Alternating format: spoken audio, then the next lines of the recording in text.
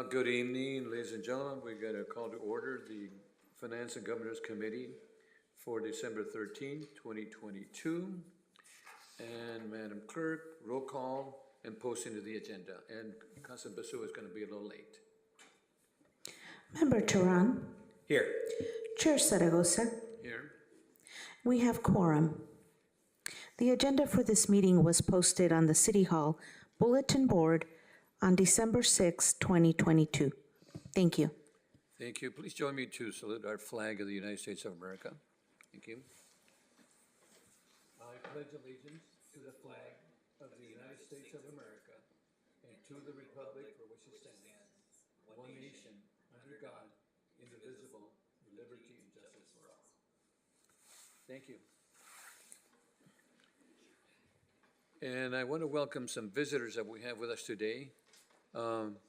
Councilman Turan, you want to introduce the visitors that we have today? Thank you, Mayor. So actually, we have a couple visitors. I have my two daughters here, Charlotte and Sydney, and then my grandfather, Greg Teran, is here as well. So they came to visit and view the Finance and Governance Committee in person. So thanks for joining us. Welcome, kids. Welcome so much. And you guys ready for Christmas? Yes. Thank you so much. Our next item is public comments. Items not in the agenda. Madam Clerk, do we have any public comments either in person or virtually? Mayor Zaragoza, we have one virtual speakers. No one, okay. No, we have one. You said? One. I'm We sorry, have go one. ahead.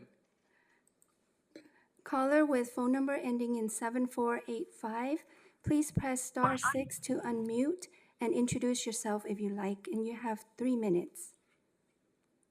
Good evening. This is Jason, the City Attorney's Office. I'm just calling to ensure that our Zoom call-in system is operating properly. It appears to be working just fine. I don't have any further comments.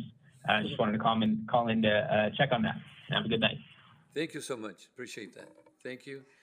Madam Clerk, any other speakers? Mayor Zaragoza, there's no additional speakers, virtually or in person. Thank you.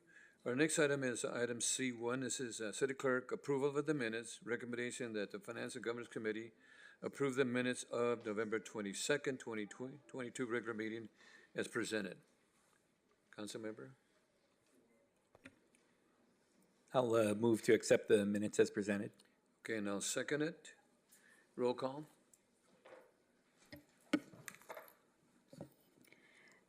Councilmember Turan. Yes. Chair Zaragoza. Yes. Thank you. Motion passes 2-0. Thank you. Our next item is reports. Item D, the Finance Department. This is a fiscal year 2021-22 annual report on the development impact fees, AB 1600. The recommendation is the Finance and Governance Committee recommend that the City Council receive and file the annual development impact fees, AB 1600, for fiscal year ending June 30, 22. And my understanding that we have a presentation by a consultant. Betsy, you want to go ahead and introduce them? And Yes. good evening. Thank you. Good evening. Betsy George, Chief Financial Officer here at the City of Oxnard. And this is a routine item in that it's an annual report we have to file every year that shows where we are spending our developer impact fees that we collect. And we have contracted for the last couple of years with Harrison Associates to assist us with compiling the report and making sure we're complying with all of the statutes required by the state law. And Connie Fife from Harrison Associates is going to present the details. Who is it again? Connie Fife. Connie, okay, Yeah. thank you. Okay, Connie? See her picture there. Hi. Hi, everyone. Can you hear me all right? Yes, thank you, Connie. Perfect. Okay, I am going to start sharing my screen so we can see the presentation.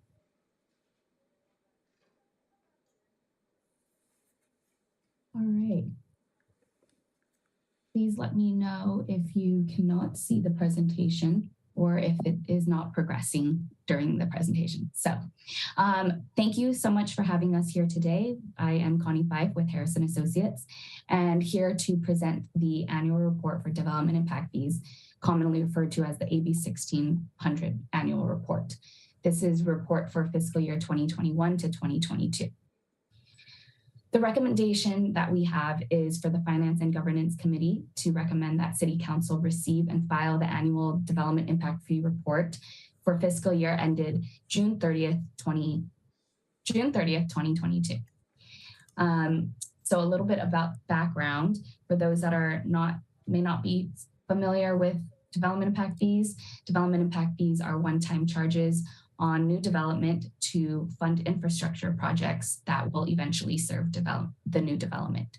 So AB 1600, commonly referred to as the Mitigation Fee Act, allowed for this collection of fees, but also has a stipulation that requires cities and jurisdictions who collect development impact fees to file a report annually summarizing the following information. So the first requirement is a brief description of the type of fee in the account or the fund. The second requirement is the amount of the fee. The third is the beginning and ending balance in the account. The fourth is the amount of fees collected and the interest earned during the previous year. And then the fifth is the identification of each public improvement for which fees are expended and the amount of expenditures, including the total percentage of costs of the public improvement that was funded with the fees. The sixth requirement is an identification of the approximate date by which the construction of the public improvement will commence. Seventh requirement is the description of each interfund transfer or loan made from that account.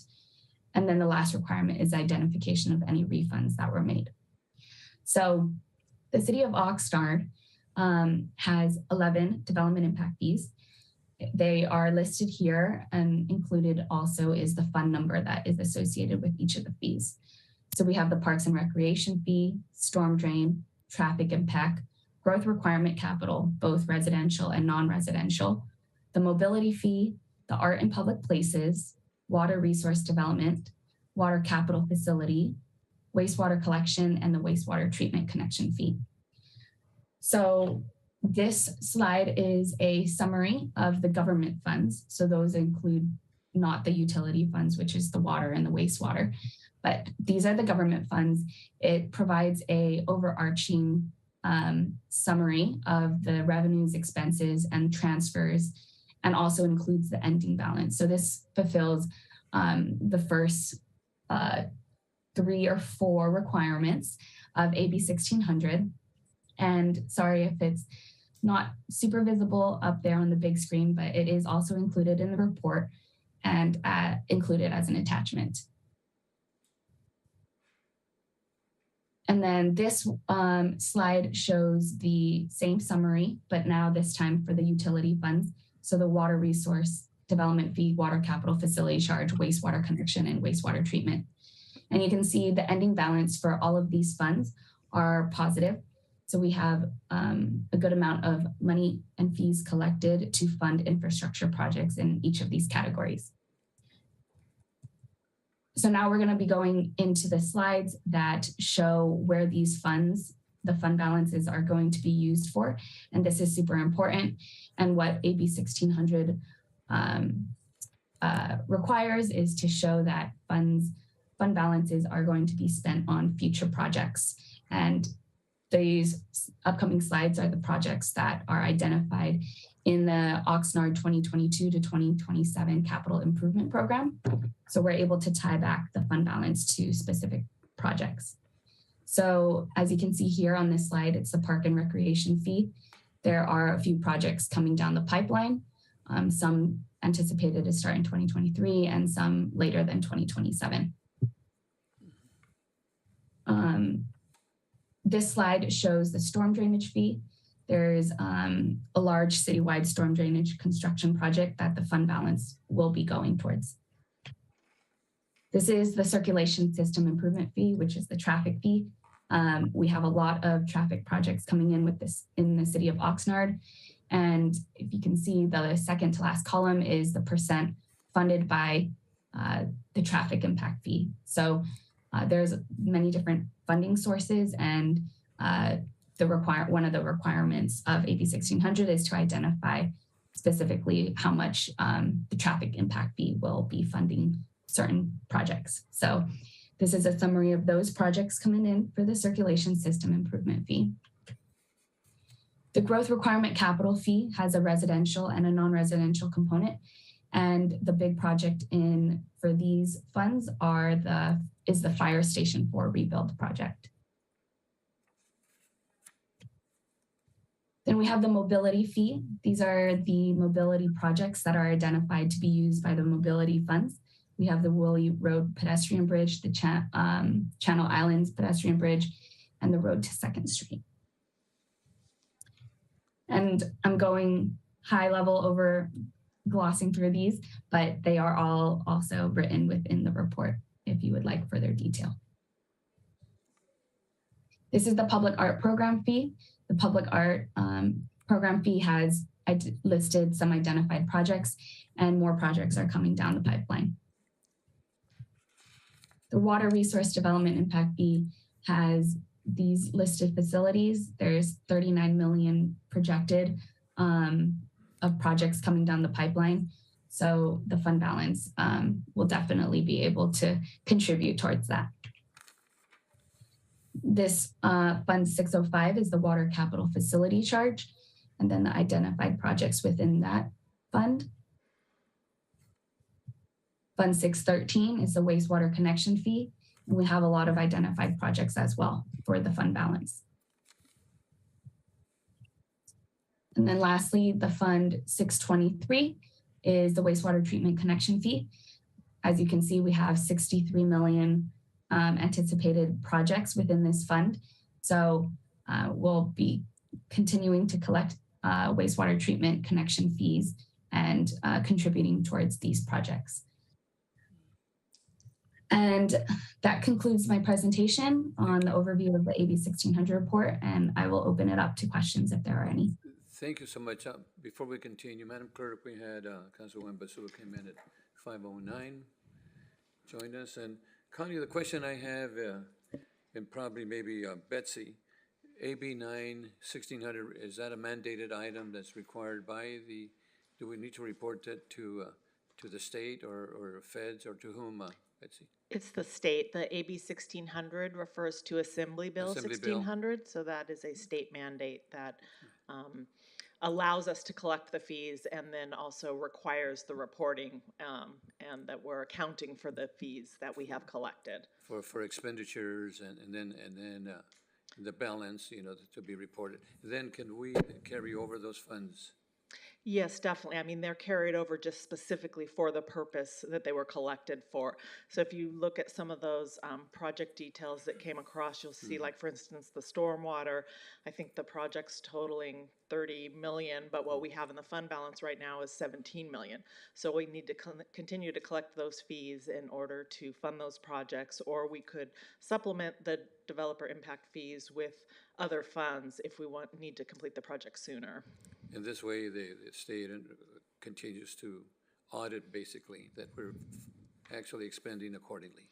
Yes, and that's the purpose of the report, is really for that transparency and accountability piece, to make sure that we are, to show to the public that we are spending the funds in the way that they were intended to.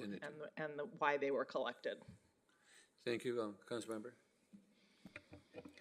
Thank you, Mayor. And thank you, Ms. Fife, for the presentation. Much appreciated. The question I have is more a clarification question for the general public, and it may be unique to the summary table that's included in the staff report. And I see there were there are rows on the presentation we saw that might pertain to this as well, but referring to the staff report on the summary of activity by impact fee type, in the total revenues column, we have two funds, storm drain facilities fee and water resource development fee, that show a negative number. I'm just hoping that Ms. George, maybe you might be willing to explain for the public why that's reflected as a negative number. Sure. Thank you for the question. Yes, we have fund balance in each of these funds, and so we have invested those fund balance because, as you saw from the project schedules that Ms. Fife showed, is that some of the projects aren't going to even be starting for several years. So we're investing those funds while we're waiting to need them and utilize them for the projects. And based on the current market valuation, there is a loss on that investment. Of course, it's a market valuation based on what the value is today. It doesn't mean that we've lost that principle. It just is, if we were to be able to pull that money out today, that would be the case. But we have every intention of keeping it invested for several years. The Treasury invests our funds in safe holdings, and so we should not see those negatives coming to fruition several years forward once we actually utilize those funds.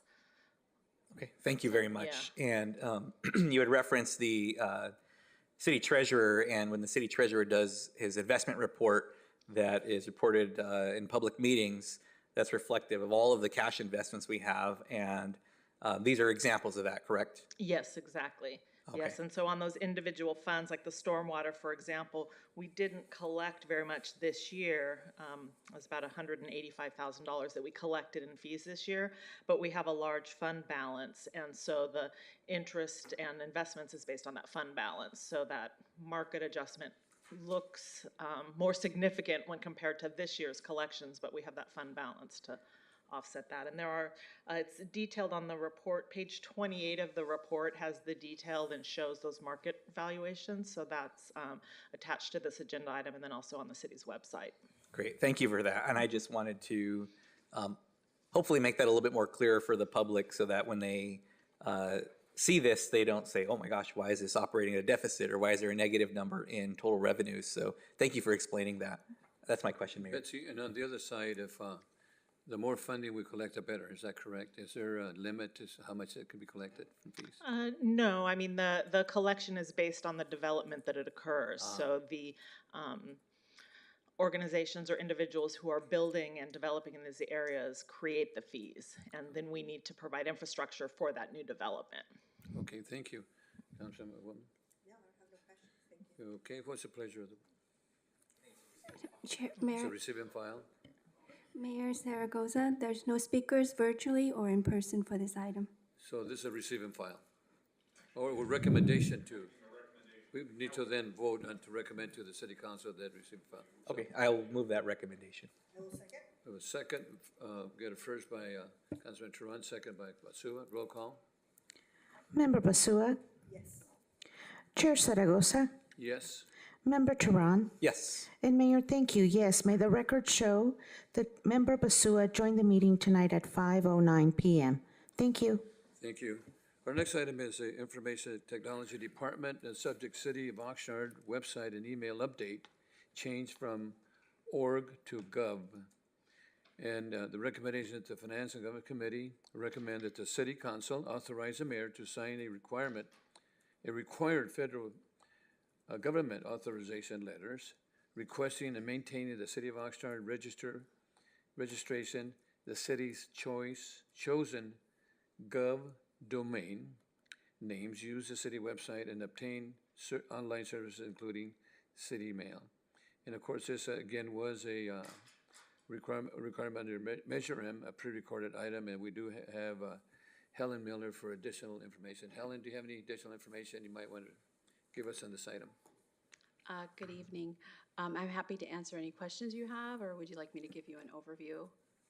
So so my understanding is that a lot of governmental agencies are now using gov as opposed to org. And the other question is, if we use gov, can we still maintain the org in different instances? The first question about local government entities moving to .gov. The federal government did a big push with a new act in 2020 to encourage local governments to move to a more secure .gov registry for domain names used for emails and addresses. There's many benefits of doing so. Cybersecurity is one of them. Also, just for public trust purposes, you know, you're getting official information, and you can protect the city from phishing and scams and misinformation that's going out there. So it really solidifies our internet presence. As far as transitioning from .org to .gov, there will be no impact both on the website. We can automatically in the back end redirect anybody that goes to oxnard.org and push them towards the new site. Same thing when we get ready to do the email address change, where we now email, you know, helen@oxnard.gov. The same thing would happen. We can redirect that email. In addition, we can monitor how many people are going to the new site versus the old site, or using old email addresses versus the new email address. And over the years, as we see that taper down, we can then discontinue the old addresses. And we're going to be transitioning here in the next coming year. Yes, that's the plan. Once we fill out, there is a letter that's required to the federal government, so the authorization is for you. The highest elected official needs to send that letter requesting our oxnard.gov domain name to be granted. It's a minimum of 20 days for us to receive approval. I expect it may take longer. The timing is great for this. We're in the process of building a new city website, so we can go live with our new city website with the new .gov address, and then later on transition to emails. And for the public's sake, except for individuals that are really good in computers, can you please, what's the meaning of phishing? Phishing, it's spelled Phish. Right. ING, so not the fishing for a fish. It's phishing for people. It's what cyber criminals do. That's why they call it phishing. And so basically it's an attempt to trick an individual using technology in some way. So it could be using email or text messages or phone calls to respond in a way that puts their privacy at risk, their financial status at risk, trying to steal money. And it uses techniques like urgency and positions of authority to help encourage people to act without thinking when they receive something or hear something like that. So it's really a way into your personal information at home and into your company information from a work perspective. So transitioning from org to gov is really going to help us minimize that phishing. It will help us because the .gov domain is administered in a secure way by the federal government, unlike other domain registries that don't necessarily have the same high technical standards to protect that presence. Thank you. Councilmember? Thank you, Mayor. Thank you for the presentation and bringing this item forward. I absolutely agree that if we can move to .gov, that there's a lot of benefits to the city. And I did note in the staff report, there is potential that there may be a future requirement for having a .gov domain in order to be eligible or to apply for certain grant funds or to participate in certain programming. Is that correct? That's what my interpretation is right now, following all of the cyber grant funding that's coming out. There is noise around that being a potential requirement. It's not officially yet, but certainly if it were to happen, we would want to be ready and not trying to play catch up. Okay, thank you for that. And having the kind of proactive stance and forethought on that, I think is really important so that we're in a really good position if and when that time comes. I did see there were a couple of options that were presented, oxnard.gov, oxnardca.gov, and cityofOxnardca.gov. And I see that, permitted exception requests would be oxnard.gov. And I suppose there's a convention that the federal government would like us to follow. Is that correct? Or would like municipalities and local governments to follow? That's correct. There's different rules for states, right, and different rules for local government, municipalities, cities. In particular for cities, it has to be a unique name that's not in the National Historic List of Places. I think that's the official name of the document. I went in and looked it up, and Oxnard is not in there, which is a good thing. I see, but so that means we most likely will have our exception approved because we meet that criteria to go without the state abbreviation. I see. Yes. And it would be my preference to be able to do that because it's so close to the current oxnard.org. exactly. Oxnard.org and oxnard.gov, I could see, as you mentioned, we could do redirects for a predetermined amount of time, but folks are so used to typing oxnard.org, the single name and the domain, the .gov, I think would just be great if we were permitted to utilize that as the domain for us. So that would be my one request on that, with secondary being the second bullet point, oxnardca.gov. So I think that's all my questions. One last thing I was going to say that came up that as part of the conversation that the mayor had brought up Regarding fishing, can you give us just a safe example of what that might look like within a municipality for phishing attempts from folks with the oxnard.org domain? So a common one would be an email coming in to say a financial department asking pretending like they're the city manager and saying, I need to send this wired funds and they need to go here to some other person in a position of some authority, and create that real urgency, like do it now. You target a specific person who you feel would respond to that based on their role in the organization. And I will say that is a very common and effective way to phish organizations, including public entities. Yes. And that's why it happens. And oftentimes that money, if it is wired, cannot be recovered.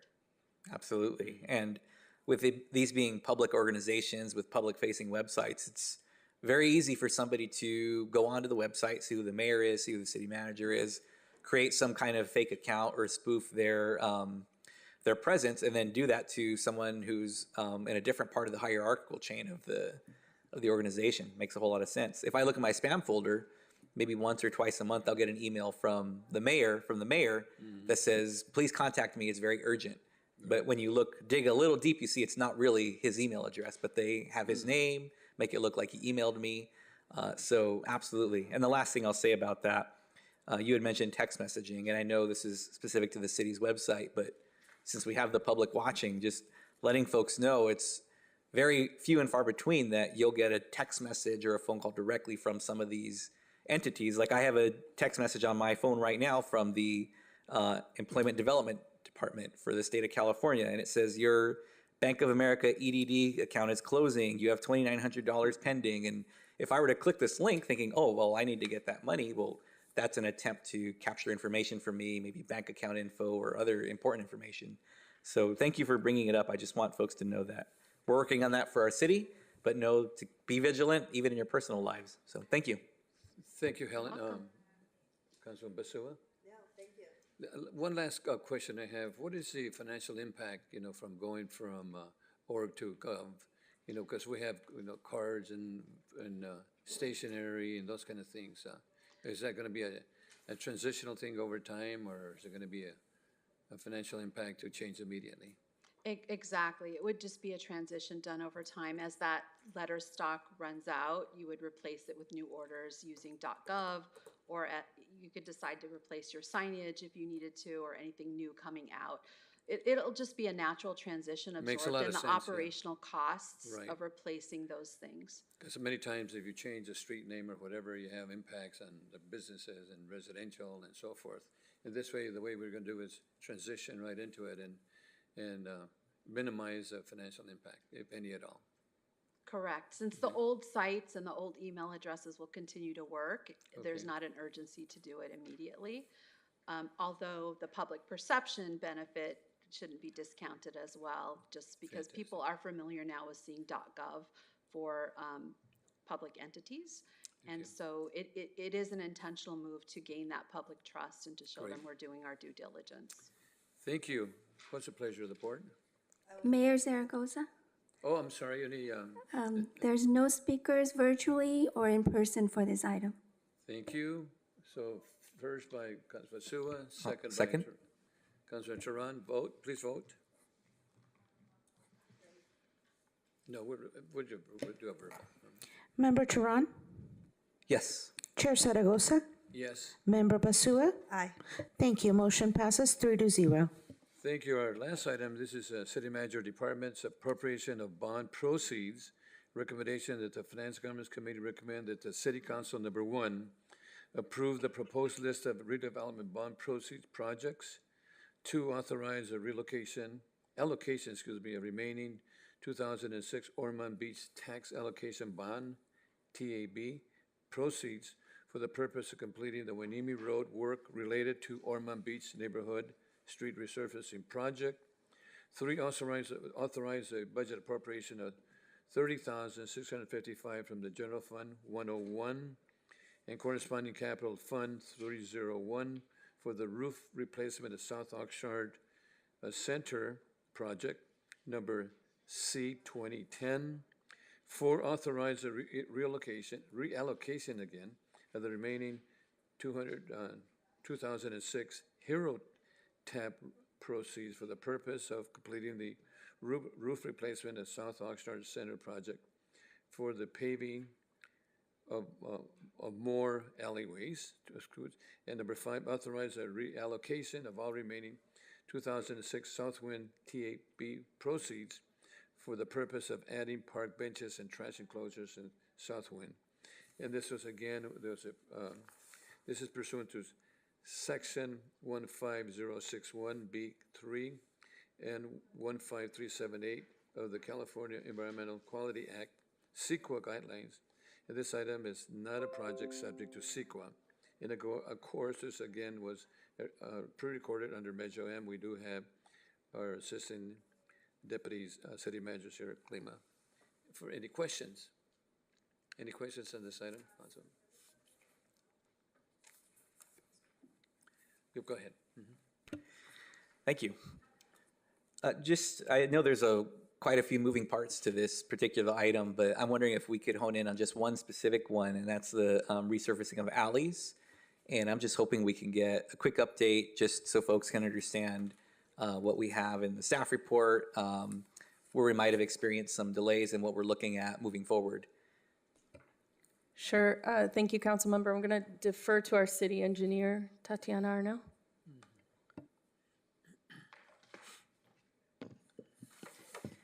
So as far as our alleys go, we did have some funding from the previous appropriations, and that was what we're considering Hero Alleys Phase 1, which has been completed at this time.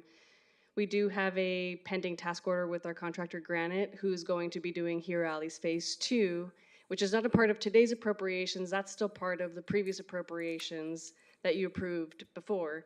What you have in front of you today is there's a little bit of remaining funds in the Hero balance that we are basically recommending go towards what we would be considering a Phase 3 of Hero Alleys, which we listed here. Now, we did list some alleys that are in excess of the funding that we do have, but that's just so that we have the ability to use any remaining funds on those alleys as the funding becomes available. And so basically that's just the summary on where we are at with Hero Alleys right now. All right, thank you for that. And I do hear a lot from folks about alleys and the condition of alleys, and any chance I get, I invite them to go see some of the alleys that have been completed. And we've done some really great work, especially out in South Oxnard, in repaving some of these in cement. And one that I see was on this list is one that is over off of Oxnard Boulevard Service Road, between C Street and Oxnard Boulevard, behind the Hunan Gardens, McDonald's, Taco Bell area. And it came out great. And I just invite folks to go check it out so they can get a sense for, as we go through these projects, and now a Phase 3 that will be on here, what they can expect to see in the near future. So thank you for that update. I do want to clarify one thing. So while we're doing the majority of our alleys in concrete, you might see some being done with asphalts. And that just has to do with whatever funding we have available. Sometimes we're not able to get through all with concrete, and the structural section that's there, we're actually able to salvage it and just put asphalt on it. Where you're seeing concrete is because we're calling it potato chip asphalt, right? It's asphalt that's about this thick, and it just falls apart by scraping your fingers over it. And so those are definitely being fully reconstructed. So you will see some asphalt out there in some select areas. Yes, although I guess you can, if you see an alley that gets asphalt, you could take that as a compliment, because it was still it was in salvageable condition that we could utilize asphalt on. So thank you for that clarification, and thank you for the information. Tatiana, I noticed that quite a few of the projects are under the Hero bond proceeds, and I remember hearing Hero a long time ago. That's been a long time, because we have Garden City, the Savers Road resurfacing, the Council Chambers remodeling, and so forth, and also the roof replacement on the South Center and so forth. The Hero bond has been around for quite a while, right? That's correct. Several years, maybe. A couple of decades, maybe at the most. Since 2006, Mayor. 2000, because I remember it started all the way from the north end all the way to the south end, down Ventura Road, down Willie Road and down Saviors, if I remember correctly. It's actually, my understanding, it's not down Ventura Road, but it is down basically the Oxnard Boulevard, going into Saviors Road corridor. I kind of remember a little bit. And here in the downtown core area Because that's as well. been around for quite a while. The South Winds also has been around for quite a while. Correct. Yeah, so, well, thank These you were for redevelopment bonds, Mayor. redevelopment, but, okay. Correct. Under the redevelopment, that's exactly right. So, okay, so that's good. That's a lot of good projects that we're working on, which I think is important. Councilman Basua? No, I don't have any questions, but thank you for all the work and all the status update. Great report. Great report is right. So, council members, what's a pleasure? Mayor Zaragoza, Well, there we go again. So Ron keeps forgetting that. there's no speakers virtually or in person for this item. Thank you. Thank you. So we have a first by Councilman Basua, second by Zaragoza. Oh, sure. Okay, roll call. Member Basua, Aye. Member Turan, Yes. Chair Zaragoza. Yes. Thank you. Motion carries 3-0. Okay, our last item is item E. Is it any items for future agendas, council members? Councilor, no? If not, we are adjourned till what, 6:30?